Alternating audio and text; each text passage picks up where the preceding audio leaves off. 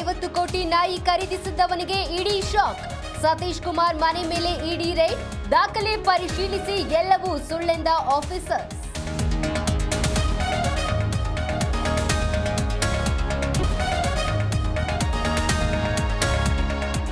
ಗುಂಡಿ ಗಂಡಾಂತರಕ್ಕೆ ಬೈಕ್ ಸವಾರ ಹೈರಾಣು.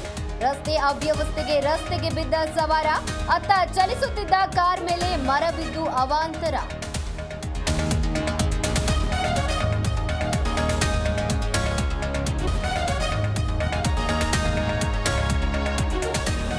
ಬನ್ನೇರುಘಟ್ಟದಲ್ಲಿ ಬಿಎಂಟಿಸಿ ಅಡ್ಡಗಟ್ಟಿದ ಒಂಟಿ ಸಲಗ. ಉಸಿರು ಬಿಗಿ ಹಿಡಿದು ಬಸ್ನಲ್ಲೇ ಕುಳಿತ ಪ್ರಯಾಣಿಕ, ಸಾಕಾಣೆಯಿಂದ ಎಲ್ಲವೂ ಸೇಫ್.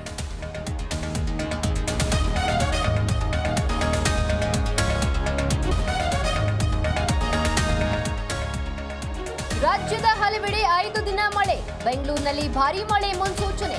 ಹವಾಮಾನ ಇಲಾಖೆಯಿಂದ ವರುಣಾರ್ಭಟದ ಎಚ್ಚರಿಕೆ.